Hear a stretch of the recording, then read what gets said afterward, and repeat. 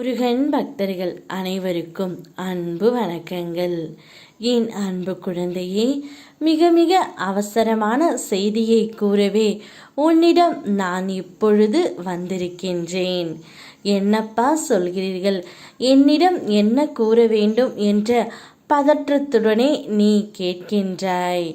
ஆமாம் தங்கமே, இப்பொழுது உன்னவர், நீ விரும்பியவர் உன்னுடைய புகைப்படத்தை வைத்து கொண்டு தினமும் உன்னையே நினைத்து அழுது கொண்டு இருக்கின்றார் தங்கமே. எப்பொழுது உன்னுடன் சேர்வேன் என்ற அவருடைய மனதில் ஞாபகம் அதிக அளவு இருக்கின்றது. ஏதோ காலத்தின் கட்டாயத்தால் நீங்கள் இப்பொழுது பிரிந்திருக்க வேண்டிய நிலைமை ஆகிவிட்டது. ஆனால் உங்கள் இருவரையும் உன் அப்பா நான் நிச்சயம் சேர்த்து வைத்து விடுவேன்.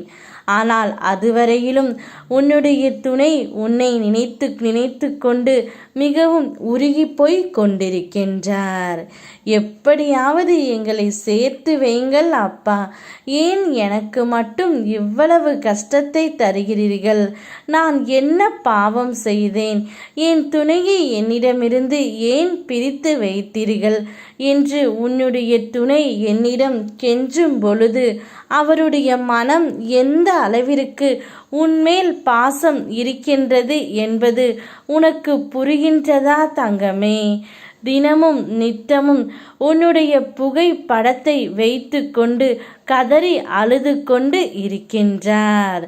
உங்களுடைய திருமண புகைப்படம் மற்றும் நீங்கள் எடுத்த வெளி உலகில் புகைப்படம் அனைத்தையும் பார்த்து கொண்டு அவருடைய மனம் இன்னும் வேதனை அடைகின்றது. இவ்வளவு அன்பையும் காதலையும் ஒருவருக்கு ஒருவர் நீங்கள் வைத்து இருக்கும் பொழுது உங்களை நிச்சயம் காலம் பிரித்து வைத்துவிட்டது. ஆனால் காலத்தை போல பழிவாங்க யாரும் முடியாது என்று சொல்வார்கள். ஆனால் நிச்சயம் அந்த காலமே உங்களை சேர்த்து வைத்துவிடும் தங்கமே. கூடிய விரைவில் உன்னுடைய துணை உன்னை தேடி வந்து விடுவார்.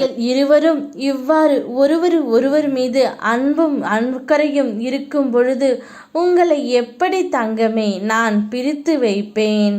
நிச்சயம் உங்களை நான் சேர்த்து வைப்பேன். அதற்கான நேரமும் காலமும் இதோ உன் அருகிலேயே வந்துவிட்டது. அவரே உனக்காகவே வந்தவர், உனக்காகவே வாழ்பவர். இனி நீங்கள் இருவரும் சேர்ந்து தான் வாழப்போகிறீர்கள். அந்த வாழ்க்கை முழுவதும் நிம்மதி மட்டுமே இருக்கும். நான் அதை பார்த்து கொள்கின்றேன். நீ தைரியமாக இரு. யாமிருக்க பயமேன். ஓம் முருகா.